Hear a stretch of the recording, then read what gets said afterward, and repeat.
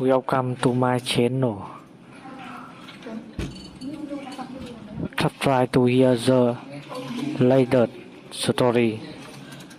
I never expected Christmas dinner to destroy my sister's life and change mine forever.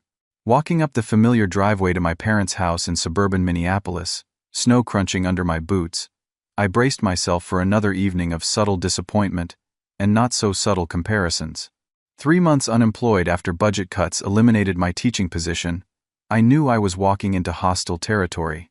My sister Jessica had been particularly cruel lately, using my job loss as ammunition to elevate herself in our parents' eyes.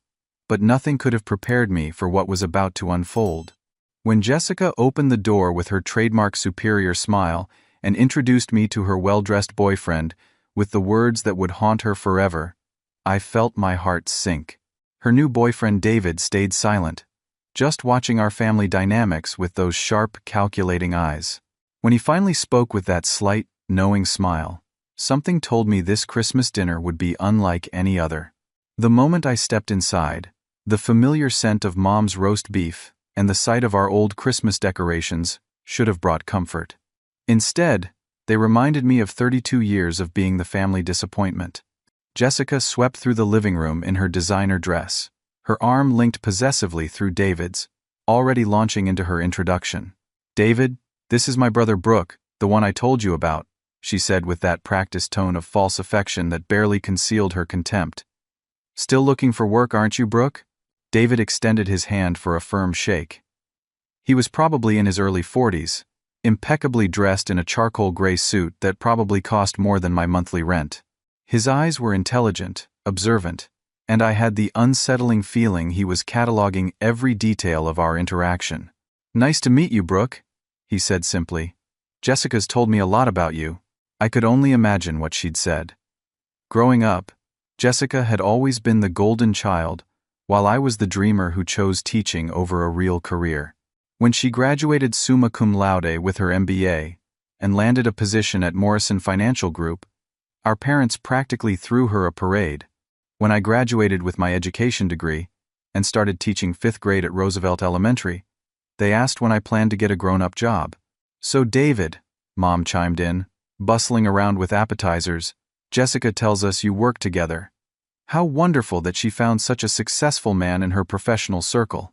David's expression remained neutral, but I caught something flickering in his eyes. "Yes, we work at the same company, Morrison Financial Group.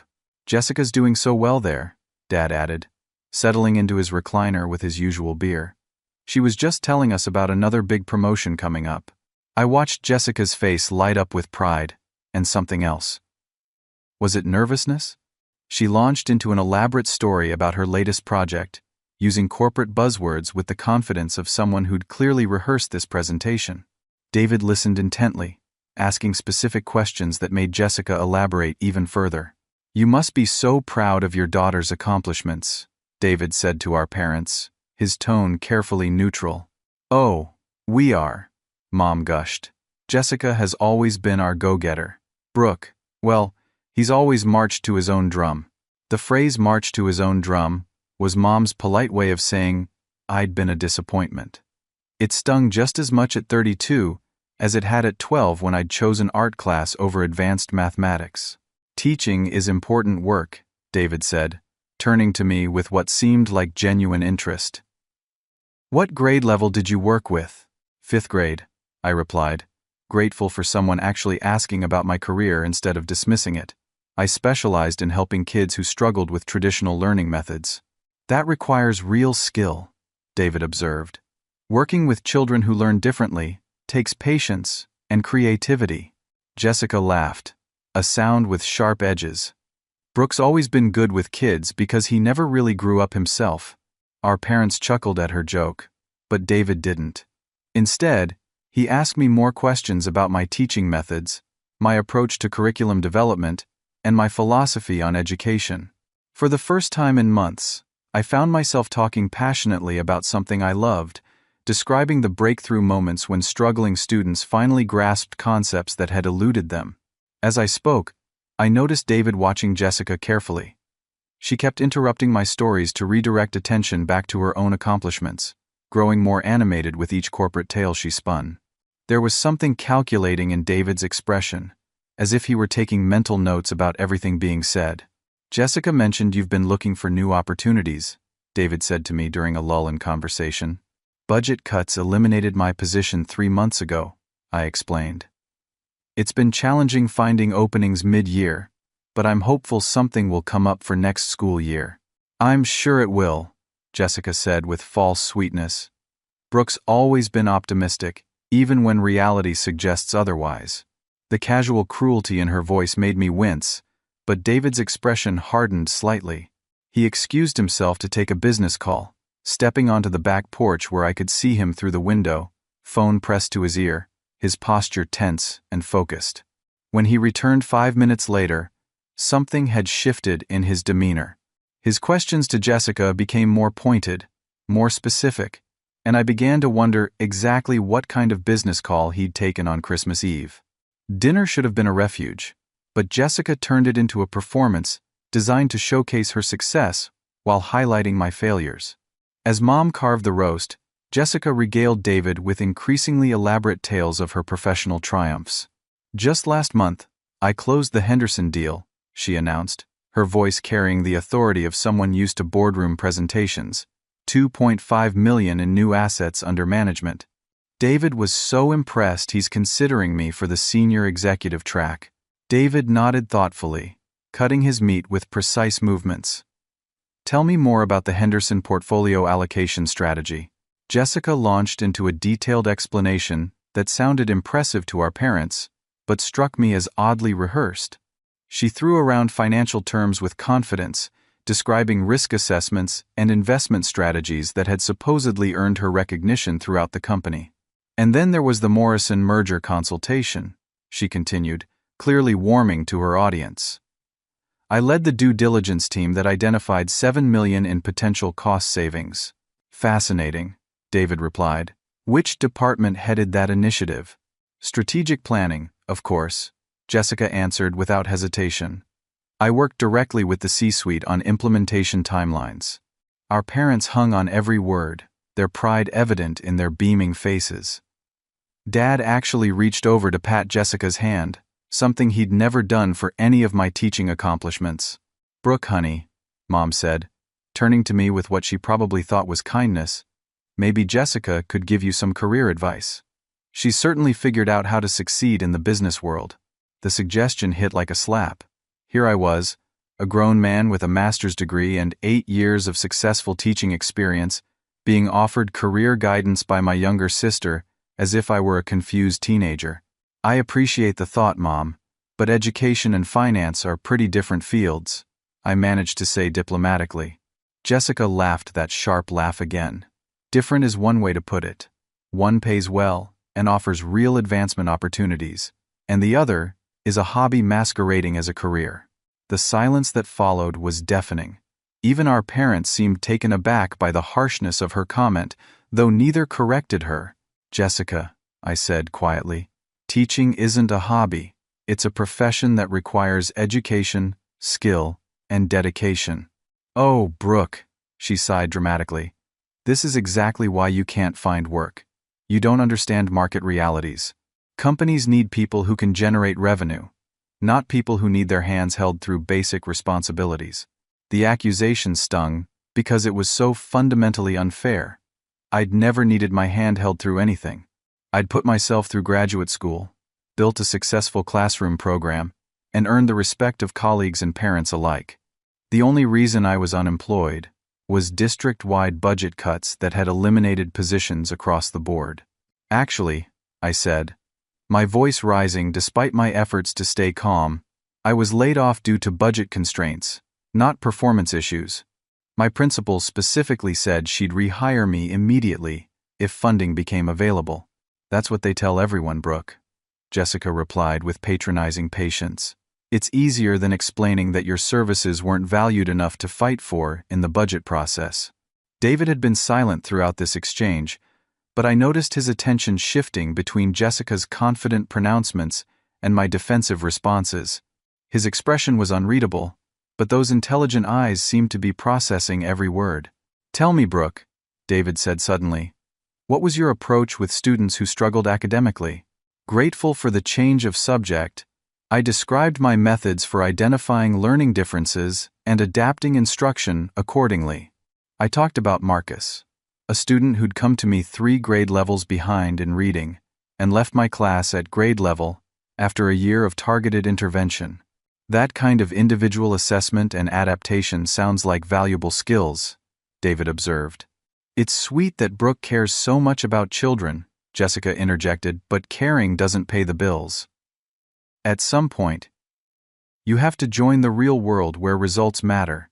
What kind of results do you focus on in your work? David asked her, his tone carefully neutral.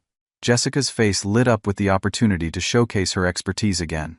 She launched into descriptions of client acquisition strategies, profit margin improvements, and process optimization initiatives that had supposedly revolutionized her department's efficiency. Just yesterday, I implemented a new client onboarding protocol that should increase retention rates by 15%, she claimed.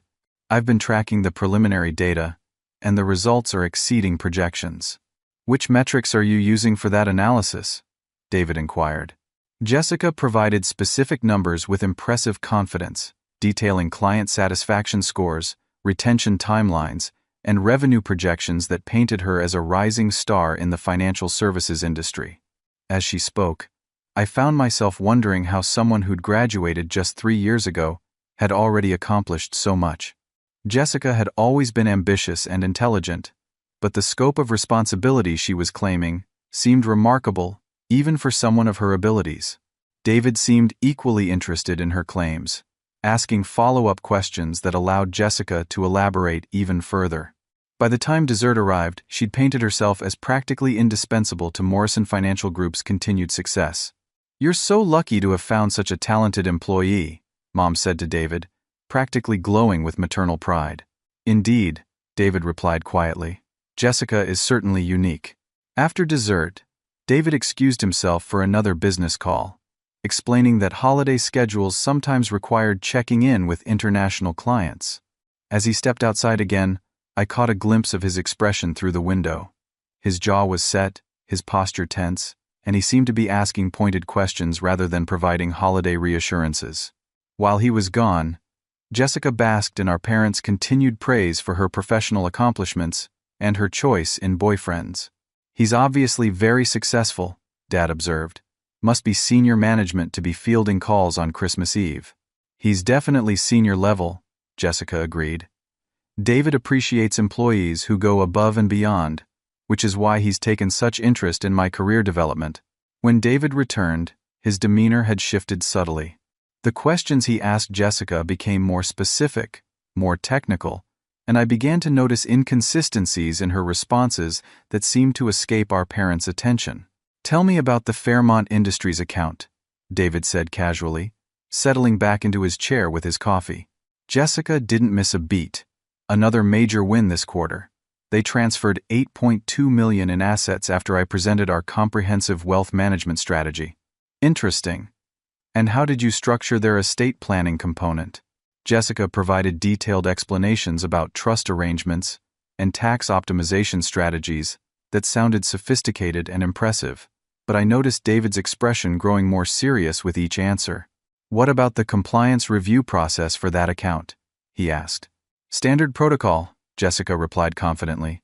"Full documentation, risk assessment, regulatory filing within the required timeframes." David turned his attention to me then, asking about my teaching experience with a focus I hadn't expected. He wanted to know about my approach to curriculum development, my methods for assessing student progress, and my strategies for working with parents and colleagues. "How do you handle situations where you discover a student has been misrepresenting their understanding of material?" he asked. The question seemed oddly specific, but I answered honestly. "I try to create a safe space for students to admit when they're struggling without fear of judgment. Usually, when kids pretend to understand something they don't, it's because they're afraid of disappointing someone or being seen as failures." "That's a compassionate approach," David observed. "How do you balance accountability with understanding?" "I believe in natural consequences while providing support for improvement," I explained. Students learn better when they understand that mistakes are opportunities for growth, not reasons for punishment. Jessica jumped back into the conversation then, describing her approach to mentoring junior employees and her philosophy of professional development. She painted herself as someone who balanced high expectations with supportive guidance, creating an environment where team members could excel. What's your strategy when you discover an employee has been overstating their contributions? David asked her. Clear communication about expectations and performance metrics, Jessica answered smoothly. I believe in direct feedback delivered constructively. And if the misrepresentation involves financial irregularities? Zero tolerance, Jessica replied firmly. Financial integrity is non-negotiable in our industry. David nodded slowly, as if filing away her response for future reference.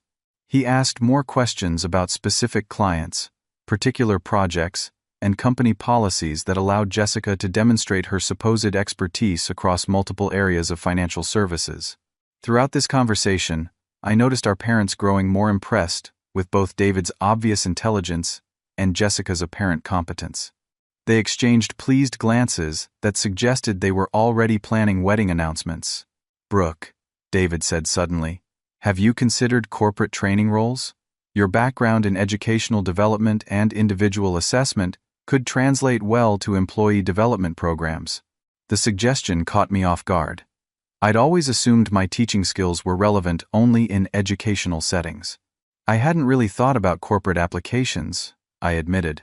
Many companies are recognizing the value of educational expertise in human resources and training roles, David explained. The ability to identify individual learning styles and adapt instruction accordingly is increasingly valued in professional development. Jessica laughed dismissively. David, you're being kind, but Brooke doesn't have any business experience. Corporate training requires understanding organizational dynamics and performance management systems.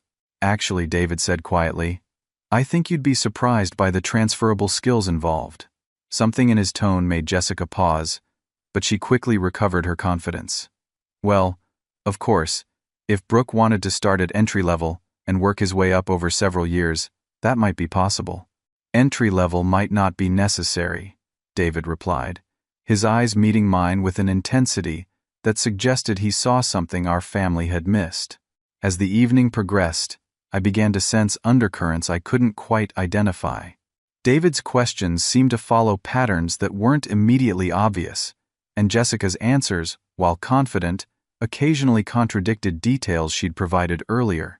When David excused himself for a third phone call, this time disappearing into the den where our family computer was set up, I wondered what kind of business required such constant attention on Christmas Eve.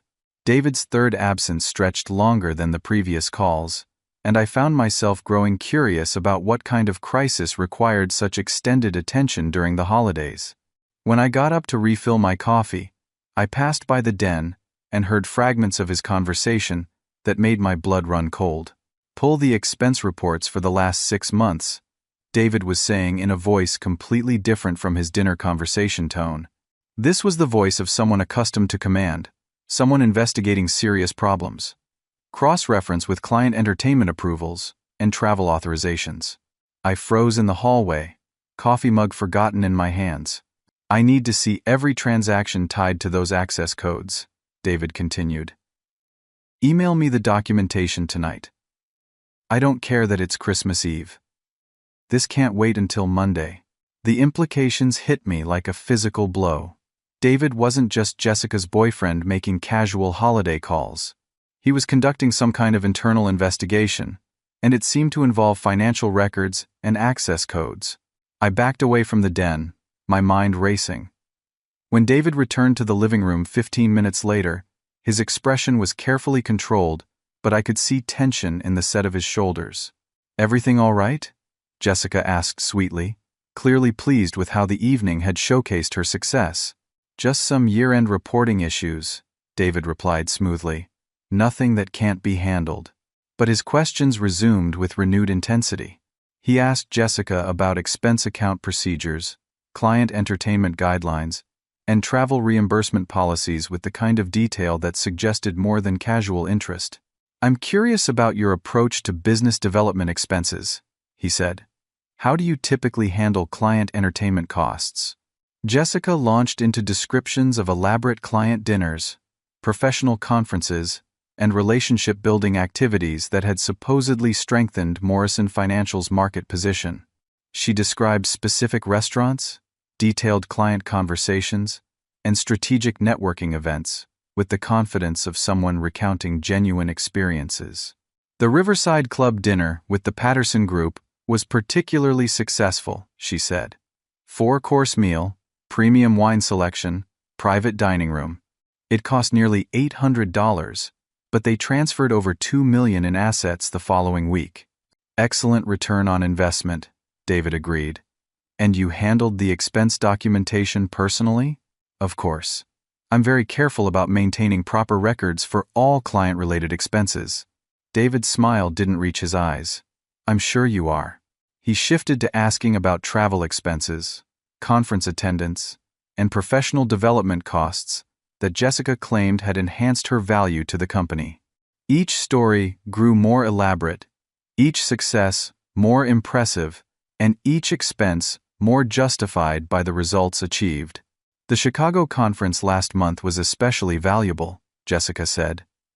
3 days of advanced portfolio management training, plus networking opportunities with industry leaders. The flight and hotel costs were significant, but the knowledge gained has already improved my client consultation approach. Which specific sessions did you attend? David asked. Jessica provided detailed descriptions of keynote speakers, breakout sessions, and networking events that had supposedly revolutionized her understanding of wealth management strategies. As she spoke, I watched David's expression carefully. His questions were becoming surgical in their precision, focusing on details that would be impossible to fabricate convincingly unless someone had actually attended these events and meetings. Tell me about the client entertainment at the Meridian Hotel last Tuesday, David said casually. Another successful evening, Jessica replied without hesitation. Cocktails and dinner with the Henderson family. They're considering a significant portfolio expansion, and building that personal relationship was crucial for maintaining their trust. Of course, David agreed. Client relationships are everything in our business. Our parents continued listening with pride, clearly impressed by Jessica's dedication and success. They had no reason to suspect that David's increasingly detailed questions might be anything other than professional interest from a supportive supervisor. When David excused himself for yet another call, this time stepping onto the front porch where the cold December air would ensure privacy, I made a decision that would change everything. Instead of returning to the living room, I slipped into the kitchen and positioned myself near the window where I could hear fragments of his conversation. The documentation confirms it, David was saying, his voice tight with controlled anger. $53,000 in unauthorized expenses over 6 months. Fake receipts, non-existent client meetings, fraudulent travel claims. My heart hammered as the pieces fell into place. Jessica hadn't been succeeding at Morrison Financial. She'd been stealing from them. I want security footage from every restaurant and hotel she's claimed expenses for, David continued. If she's fabricating client entertainment, there won't be any record of these supposed meetings. I gripped the windowsill, understanding finally dawning. David hadn't come to Christmas dinner as Jessica's boyfriend showing off for her family. He'd come as her boss investigating financial fraud, using the family gathering as an opportunity to gather evidence and observe her behavior outside the office environment. Bring everything to my office tomorrow morning, David said. I'll be filing formal charges by Monday. When he returned inside, I studied his face with new understanding. The man sitting at our dinner table wasn't just Jessica's supervisor. He was someone who discovered that his employee had been systematically stealing from his company and had come here tonight to confirm his suspicions before destroying her life. Jessica, meanwhile, continued basking in our parents' admiration, completely oblivious to the trap that was closing around her. When David returned from his final phone call, the atmosphere in the room seemed to shift in ways our parents couldn't perceive, but I felt acutely. Jessica continued her performance, describing upcoming projects and potential promotions with unwavering confidence, while David's questions became increasingly pointed. Brooke, David said suddenly, Cutting through one of Jessica's elaborate professional narratives, tell me more about your experience developing individual learning plans for students. The abrupt topic change caught Jessica off guard, but I welcomed the opportunity to discuss something I genuinely understood. Each student needs a different approach, I explained. Some learn through visual demonstrations, others need hands-on practice, and some require step-by-step verbal instruction. The key is recognizing that intelligence manifests in different ways and adapting your methods accordingly. How do you identify those different learning styles? David asked with what seemed like genuine professional interest. Observation, mostly.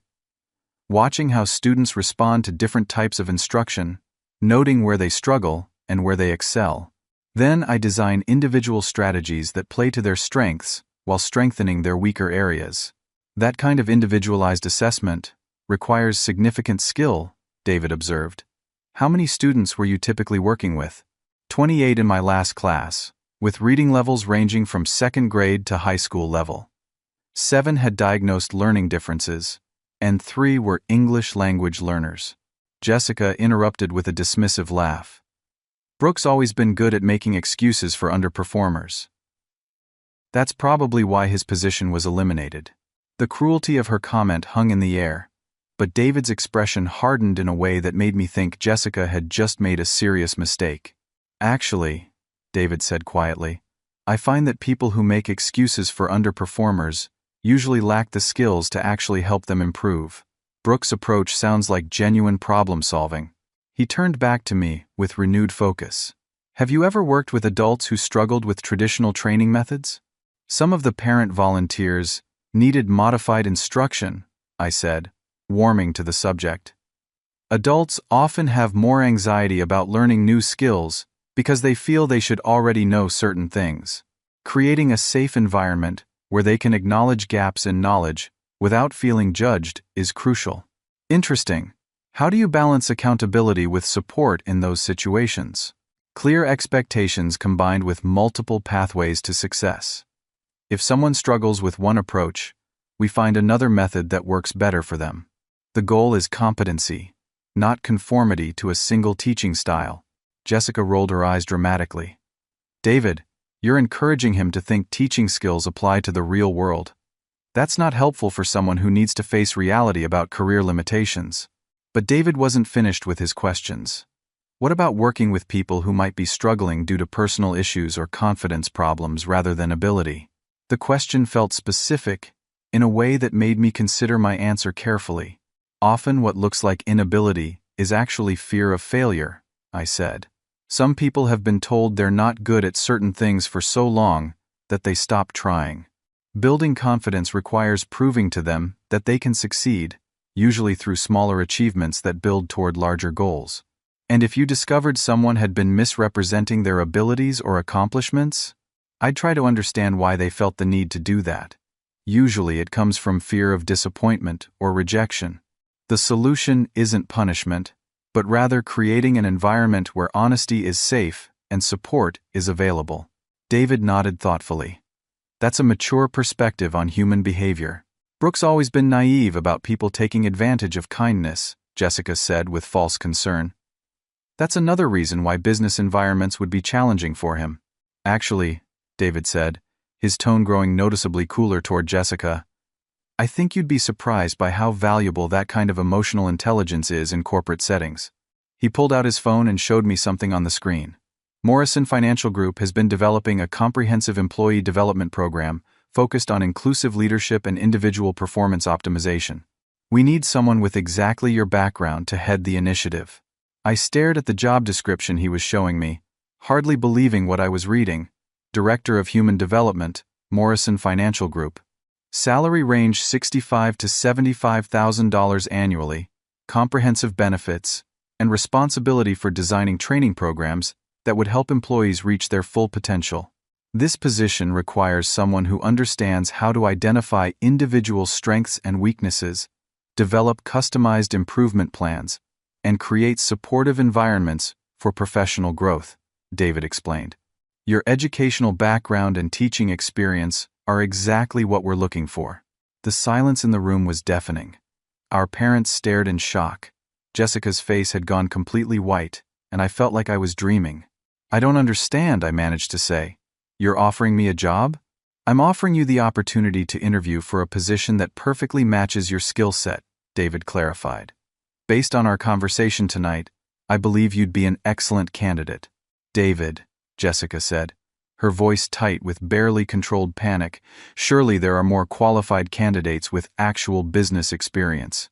"Experience is valuable," David agreed, "but integrity, emotional intelligence, and genuine commitment to helping others succeed are rarer and more important qualities." He looked directly at me. "Would you be interested in discussing this opportunity further?" My head was spinning. 3 hours ago, I'd walked into this house as the family failure, unemployed, and pitied. Now, I was being offered a chance at a career I'd never considered, with a salary significantly higher than my teaching income had been. "Yes," I said quietly, "I'd be very interested." "Excellent. Can you come in Tuesday morning? We can discuss the details and arrange for you to meet with our human resources team." As David entered the appointment into his phone, I caught sight of Jessica's expression. The confident, superior sister, who'd spent the evening mocking my failures, was staring at me with something approaching terror. And suddenly, I began to understand why. David set his phone aside and looked directly at Jessica with an expression that made the temperature in the room seem to drop 10 degrees. "Jessica," he said quietly, "we need to talk." The formal tone was completely different from his conversational manner throughout dinner. Our parents shifted uncomfortably, sensing the change in atmosphere without understanding its source. "Of course," Jessica replied, but her voice had lost all its earlier confidence. "Is there something wrong?" "I've been conducting an investigation into financial irregularities at Morrison Financial Group," David said, with the measured precision of someone delivering prepared remarks. "The investigation has identified over $53,000 in unauthorized expenses traced directly to your access codes." The words hit the room like a physical blow. Dad's beer bottle stopped halfway to his mouth, Mom's hand flew to her chest, and I felt my own breath catch in my throat. "I don't know what you're talking about," Jessica said, but her voice was shaking now. David reached into his jacket and pulled out a manila folder that he'd apparently been carrying throughout dinner. "Fake expense reports for client entertainment that never occurred," he continued methodically. "Travel reimbursements for conferences you never attended. Hotel charges for business meetings with clients who have no record of being contacted by you." He opened the folder and spread several documents across the coffee table where our family photos usually sat. "The Riverside Club dinner you described so eloquently tonight? There's no record of any reservation under your name or Morrison Financial's account on that date. The Patterson Group you supposedly entertained? They've never heard of you." Jessica's face had gone from white to gray. "There must be some mistake. The Chicago conference you attended last month? Registration records show no one from Morrison Financial participated. The hotel you claimed expenses for confirms no guests under your name during those dates." David's voice remained steady, professional, devastating in its calm delivery of facts that were destroying Jessica's entire fabricated world. "But the most interesting discovery," he continued, "was the pattern of these fraudulent expenses. They started small, just a few $100s here and there. Restaurant bills for non-existent client dinners, taxi receipts for meetings that never happened, but they escalated significantly over the past 6 months." Our parents sat in stunned silence, unable to process what they were hearing. The daughter they'd been praising all evening for her professional success was being accused of systematic theft. "David, please," Jessica whispered, tears starting to form in her eyes. "We can work this out privately." "The amount exceeds felony theft thresholds," David replied without emotion. "This is beyond private resolution." He turned to address our parents directly. "I want you to understand that Jessica is no longer employed by Morrison Financial Group as of tonight. Security will escort her from the building on Monday to collect her personal belongings. Criminal charges will be filed with the district attorney's office by end of business Tuesday." The magnitude of Jessica's deception was staggering. Every story she'd told tonight about her professional achievements, every client success, every project triumph had been complete fabrication, designed to maintain an image of success while she systematically stole money to fund the lifestyle she'd claimed to earn. "How long have you known?" I asked David quietly. "I've suspected for 6 weeks," he replied. Tonight confirmed everything. The stories she told about clients, projects, and achievements were entirely fictional. She described elaborate business dealings that exist only in her imagination. Jessica finally broke down completely. The composed, successful professional facade crumbled into desperate sobbing. "I never meant for it to go this far," she cried. "It started so small. Just a few receipts to help cover expenses until my next raise. But the pressure to seem successful, to live up to everyone's expectations, it just kept growing." She looked at our parents with desperate pleading.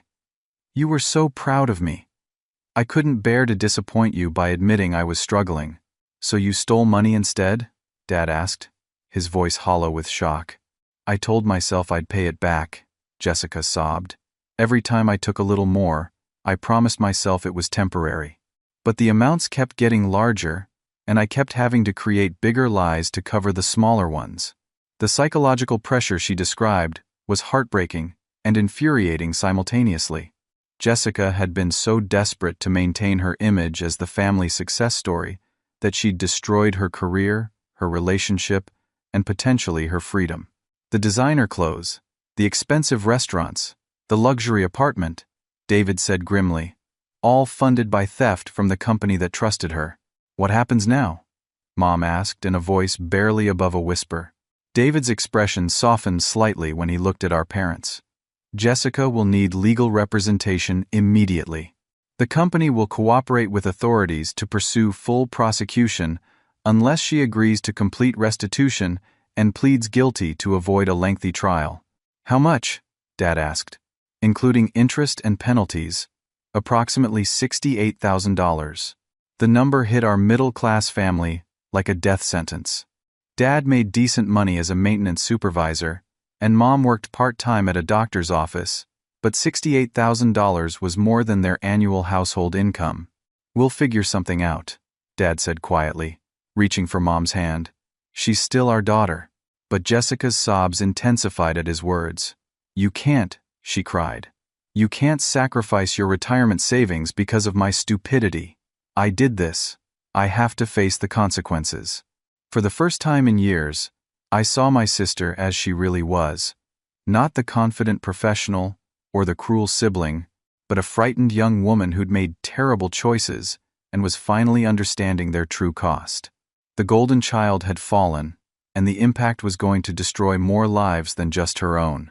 The silence that followed Jessica's breakdown stretched for what felt like hours. David sat perfectly still, watching our family process the complete destruction of everything we thought we knew about Jessica's life. Our parents looked aged by the revelations, their pride in their successful daughter replaced by horror at her deception and fear for her future. I found myself in an impossible position. Part of me felt vindicated after years of being compared unfavorably to Jessica's supposed achievements. She'd built her sense of superiority on lies, while mocking my genuine accomplishments. But looking at her broken figure collapsed on the couch, I couldn't find satisfaction in her downfall. "David," I said quietly, "what exactly are her options?" He considered the question carefully before answering. "Legally, she faces criminal charges for embezzlement. The amount involved qualifies as a Class C felony, which carries a potential sentence of 1 to 5 years in prison plus restitution." Jessica's sobbing intensified at the mention of prison time. "However," David continued, "if she cooperates fully with the investigation, pleads guilty, and agrees to complete restitution, the prosecutor might accept a plea agreement involving probation and community service instead of incarceration." "And if she can't make restitution?" Dad asked. "Then prison becomes much more likely." I watched my parents' faces crumble as they calculated the impossible mathematics of Jessica's situation. They were good people who'd worked hard their entire lives, but $68,000 was beyond their means without destroying their own financial security. "There's something else to consider," I said slowly, an idea forming that surprised even me. "Jessica, you said you never meant for this to go so far. that you told yourself you'd pay it back. She nodded miserably. What if you actually could? What if there was a way to make restitution and rebuild your life instead of just accepting prison? Brooke, what are you thinking? Mom asked. I looked at David. The position you offered me. What's the salary range again? 65 to 75,000 annually, depending on experience and qualifications.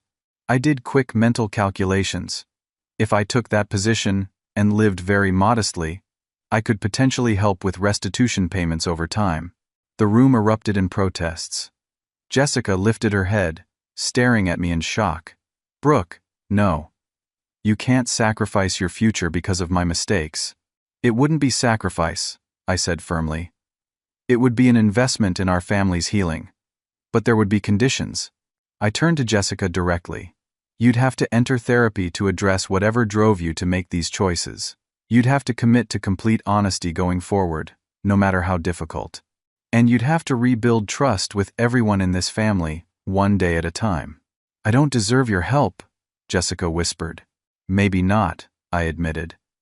But I'm not doing this because you deserve it. I'm doing it because walking away and letting you destroy yourself completely wouldn't make me feel better about anything. David had been listening to this exchange with increasing interest. Brooke, I want you to understand that your job offer isn't contingent on helping Jessica. This position is yours based on your qualifications and character. I understand, I replied. But my character includes believing that people can change if they're given the opportunity and support to do so. David smiled for the first time since his investigation had begun. That's exactly the kind of thinking we need in human development. Over the next hour, we worked out a preliminary plan. Jessica would resign immediately and enter therapy within the week. David would speak with the prosecutor about a structured restitution agreement that would allow payments over time instead of requiring a lump sum. I would start my new position after New Year's and help coordinate a repayment schedule that wouldn't destroy our parents' retirement savings. This isn't forgiveness, I told Jessica clearly. This is an opportunity for you to earn forgiveness through your actions over time. She nodded through her tears. I understand. And Brooke, I owe you an apology for more than just tonight. I've been cruel to you for years because I was insecure about my own worth. Seeing you confident in your purpose made me realize how empty my achievements felt. Your achievements weren't empty because they were the wrong kind, I said. They were empty because they weren't real. But that doesn't mean you can't build something real going forward. David stayed for another hour, helping us understand the legal process Jessica would face and the timeline for various decisions that needed to be made. When he finally prepared to leave, he handed me his business card. Tuesday morning, 9 o'clock, he said. We'll discuss your position and introduce you to the team you'll be working with. After he left, our family sat in exhausted silence. The Christmas tree lights that had seemed festive earlier now felt surreal against the backdrop of everything that had been revealed. I'm sorry, Jessica said to our parents. I'm sorry for lying, for stealing, for putting you through this humiliation. We're sorry too, Dad replied quietly. We put so much pressure on both of you to succeed in ways that mattered to us instead of celebrating who you actually were. Mom nodded tearfully. We made Brooke feel like his teaching wasn't valuable enough while pushing you to achieve things that maybe you never really wanted. It was a moment of reckoning for our entire family. The golden child and the disappointment labels that had defined our relationships for decades were finally being examined for the damage they'd caused. 6 months later, I was thriving in my new role at Morrison Financial Group.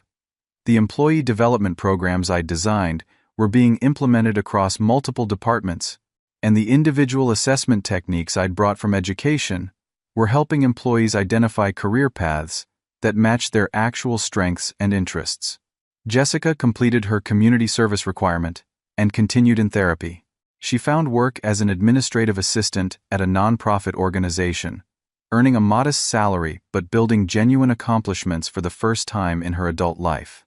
The restitution payments were manageable under the structured agreement David had negotiated, and she insisted on contributing every dollar she could spare toward paying back what she'd stolen. Our family relationship slowly healed as we learned to communicate more honestly and support each other's actual goals instead of imposed expectations.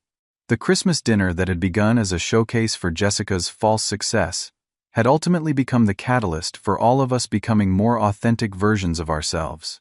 The most surprising development was that David and I became genuine friends. His investigation skills and my educational background proved complementary in developing employee assessment programs that helped people find roles where they could succeed honestly. As I sat in my office one Tuesday morning, reviewing applications for our expanded training program, I reflected on how dramatically my life had changed.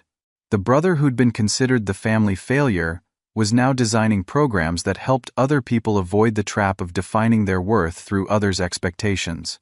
Jessica stopped by that afternoon to make her monthly restitution payment. She looked healthier than she had in years, her confidence rebuilt on a foundation of genuine accomplishments rather than fabricated successes. "Thank you," she said simply as she handed me the check. "Thank yourself," I replied. "You're the one doing the hard work of rebuilding." "Still," she insisted, "you gave me the chance to do that work instead of just accepting that I was beyond redemption."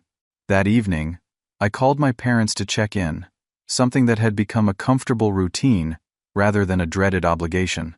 We talked about their day, my work projects, and Jessica's progress without the undercurrent of competition and disappointment that had poisoned our conversations for so long. The life lesson that emerged from our family's crisis was profound. True success comes not from meeting others' expectations or maintaining false images, but from having the courage to be honest about who you are and the determination to grow into who you want to become. Sometimes the greatest strength is extending grace to those who've wronged you, not because they deserve it, but because mercy creates space for redemption that revenge never could. As I prepared for bed that night, I realized I'd found something more valuable than vindication or professional success. I'd discovered that choosing compassion over bitterness, even when you've been wronged, can transform not just your own life, but create ripple effects of healing that extend far beyond what you initially imagined possible. Have you ever found yourself in a situation where someone who hurt you later faced their own consequences? How did you choose to respond? And what did that choice teach you about your own character? I'd love to hear your thoughts in the comments below. If this story resonated with you, please give it a like and subscribe for more real-life stories about family dynamics, workplace challenges, and the power of choosing forgiveness over revenge. Share this with someone who might need to hear that second chances are possible when they're built on genuine accountability and change. Thank you for listening. And remember that your worth isn't defined by others' expectations but by your commitment to living with integrity and compassion.